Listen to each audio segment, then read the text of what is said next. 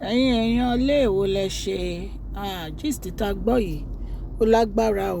Wọ́n ní kábíyèsí láwọn ò fẹ́ express madani o. Wọ́n ní kò sí nǹkan kan láàrin àwọn o. Wọ́n ní they are just business partner. Nǹkan tá a gbọ́ nìyẹn o. Tẹ́ bá lọ sí orí péjì kábíyèsí ẹ máa rí tán kọ síbẹ̀ wípé express madani the American Arab ó wá sí palace àwọn láti celebrate birthday àwọn, ní pé kò sí nǹkan kan láàrin àwọn àti express madani.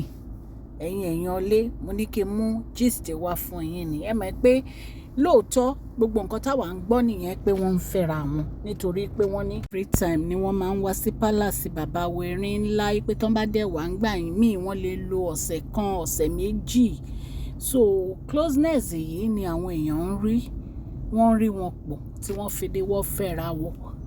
Ṣùgbọ́n wọ́n ní bàbá Erin láti gbé jáde lórí péjì wọn wípé rúmọ̀ ni o, wípé kò sí nǹkan bíi fífẹ́ láàrin àwọn méjèèjì.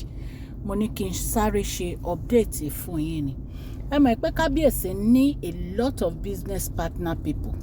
Gbogbo àwọn èèyàn tí ó ń bá bàbá Erin ńlá ṣe business wọn pọ̀ gan lókè òkun àti ní àgbáyé. Bàbá Erin ńlá jẹ́ èèyàn kan tó jẹ́ pé ọ̀mọ̀wé tí wọ́n nífẹ̀ẹ́ business lóríṣiríṣi. Recently náà ni a gbọ́ wípé wọ́n ṣí hospital. Ẹ̀yin náà gbọ́ nípa diagnosis hospital tán ṣí sẹ́kọ̀ọ́, tí wọ́n ní wọ́n máa tọ́jú àwọn aláìlera, wọ́n á máa ṣàyẹ̀wò fún àwọn èèyàn tó jẹ́ pé wọn ò ní àǹfààní láti lọ sí hospital láti lọ ṣe àyẹ̀wò. Ṣé ẹ mọ̀ pé a dẹ̀ sọ fún yín pé Queen Naomi sọ fún kábíyèsí pé gbogbo àwọn ìyàwó tí kábíyèsí fẹ́ yìí pé àwọn fẹ́ kí kábíyèsí dáwọ́ ẹ̀ dúró tó bá yẹ pé wọ́n fẹ́ káwọn padà. Wípé yàtọ̀ sí yẹn, àwọn dẹ̀ fẹ́ kí kábíyèsí announce fún gbogbo ayé pé àwọn ni yèyélé olúwa àti first wife lóríṣiríṣi, pé kán máa wá ṣe àyẹ̀wò.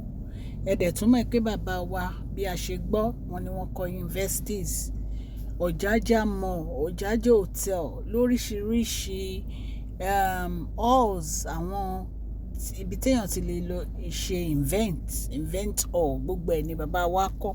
Kí ló dé tá a fi ń sọ gbogbo èyí? Nǹkan tá a fi ń sọ òun ni wípé arábìnrin yìí tí gbogbo wa rè pé kábíyèsí ń fẹ́, wọ́n ní business partner ni. Ẹ dẹ̀ mọ̀ pé kábíyèsí náà wọ́n wá into NGO, bóyá nítorí NGO tó jẹ́ pé founder NGO ni arábìnrin yìí, bóyá nítorí ẹ̀ ni wọ́n fi jọ wà nínú business àlè sọ. Ṣùgbọ́n wọ́n ní kò sí nǹkan kan bíi fífẹ́ láàrin àwọn àti Queen Express Madani. Wọ́n ní kò sí nǹkan kan láàrin àwọn o.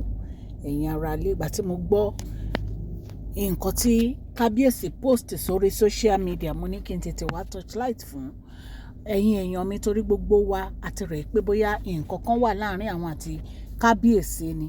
In fact gan, àtúrí téèyàn kan post lórí social media pé welcome the 7th olórí to the palace. Kò sí nǹkan kan láàrin wọn o.